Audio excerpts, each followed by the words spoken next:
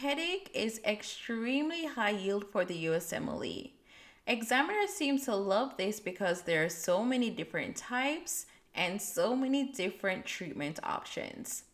So, headaches can be broken down into two main categories: primary headaches and secondary headaches.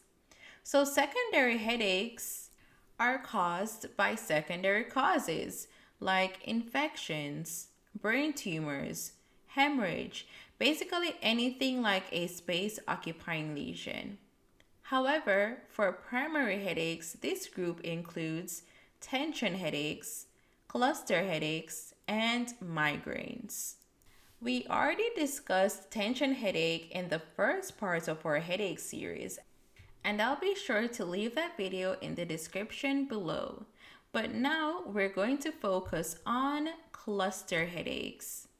So, for all other types of primary headaches, they are more common in women. However, this is not the case in cluster headaches. Cluster headaches are more common in men than in women. Unfortunately, for patients that experience cluster headaches, their onset is usually during sleep, and that is extremely high yield to know. A key feature of primary headaches that we have to know is the location of the headache. So, of course, for tension headaches, they have a band-like distribution of pain, and this is usually precipitated by stress. Migraines are usually unilateral. As you can see, cluster headaches are unilateral as well. However, their focus is a bit different. So for cluster headaches, if you hear keywords like periorbital pain, retroorbital pain, always think about cluster headaches. So remember, the onset of the headache occurs during sleep, and the location is unilateral, periorbital, or retroorbital. So you might be wondering, why do they call cluster headaches cluster headaches? Well, that's because patients experience headaches in a cyclical pattern. For example, they will have a headache for 15 minutes to 3 hours, and this can occur up to 8 times per day. These clusters can occur for up to 6 to 8 weeks, and that's what those red dots there represent. But then, after that cluster of headaches for up to 2 months, they can have absolutely no headaches for months or even years until the next cluster presents, and they will have the intense headache during sleep again, occurring for 15 minutes to 3 hours, 8 times a day for up to 8 weeks, and then nothing.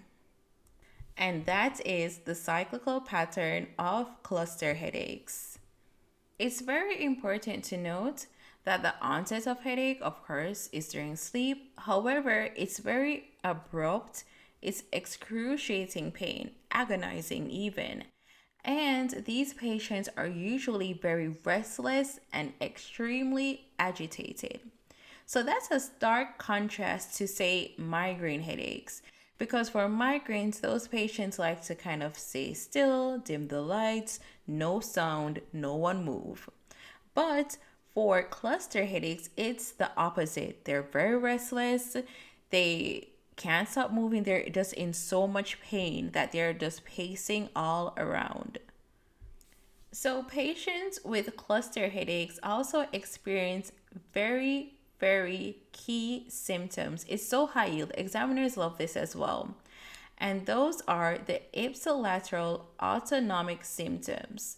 So they can experience eye changes or eye problems such as conjunctival injections or lacrimation, rhinorrhea or nasal congestion, and they can also experience ipsilateral sweating as well.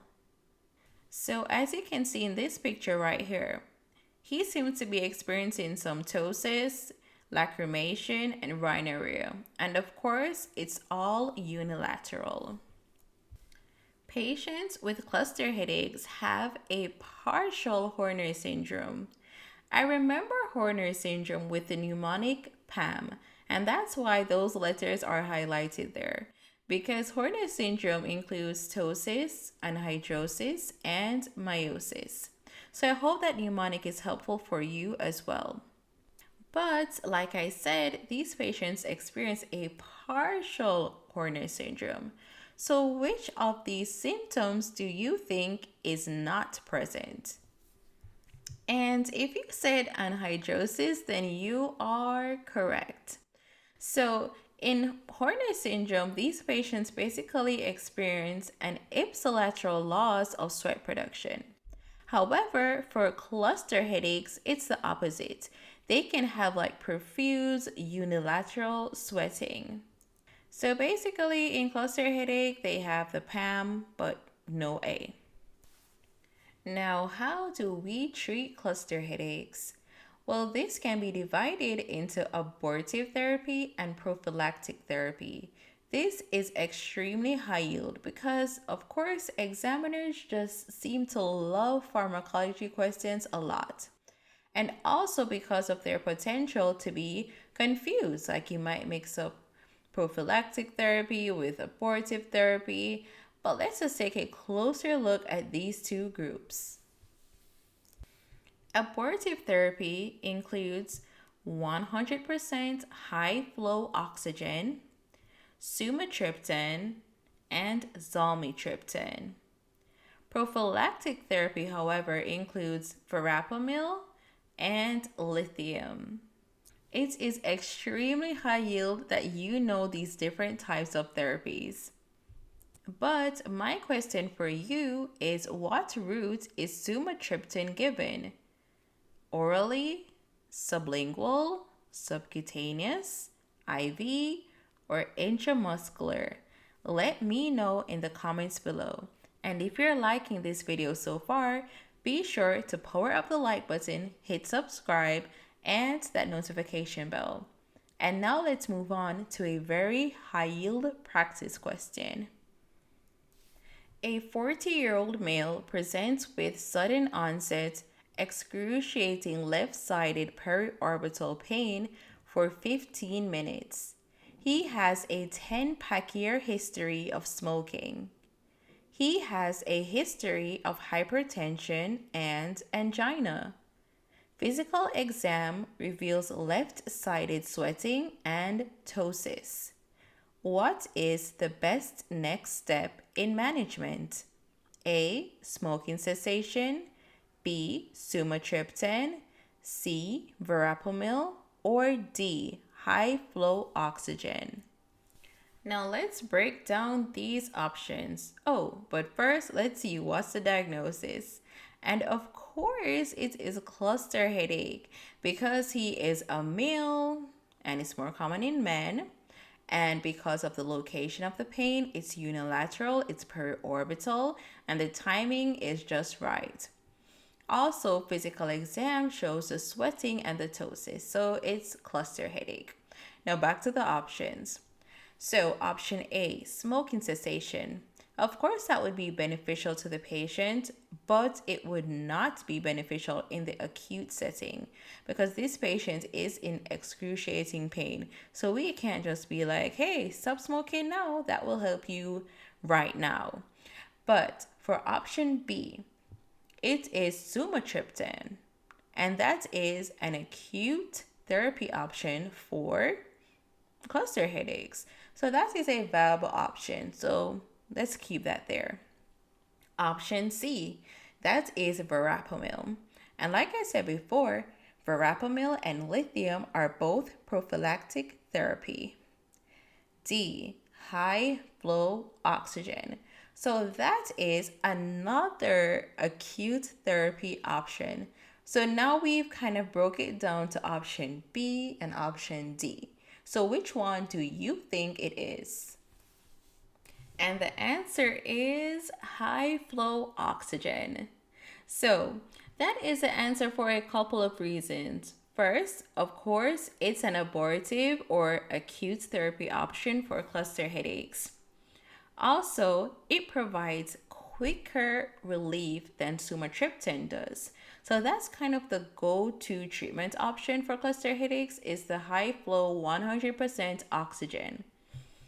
Another thing I'd like to point out from this question is that this patient has a history of angina.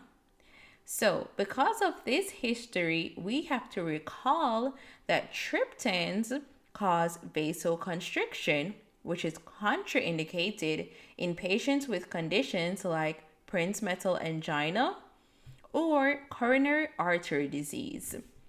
So that is a high yield pharmacology point that you want to make note of. In summary, cluster headache is a primary headache that commonly affects males. Its onset is during sleep. Patients have abrupt, excruciating, sharp periorbital pain associated with ptosis and pupillary constriction. Patients can have up to 8 attacks in a day for up to 8 weeks, then be symptom free because of the cyclical nature of cluster headaches. Prophylaxis is with lithium and verapamil. And abortive therapy, we can use 100% high flow oxygen and triptans. However, we should be aware of the contraindication of the vasoconstrictive effects of triptans in patients with coronary artery disease or angina. So that brings us to the end of our review about cluster headaches. If you like this video, be sure to power up the like button, hit subscribe, and that notification bell.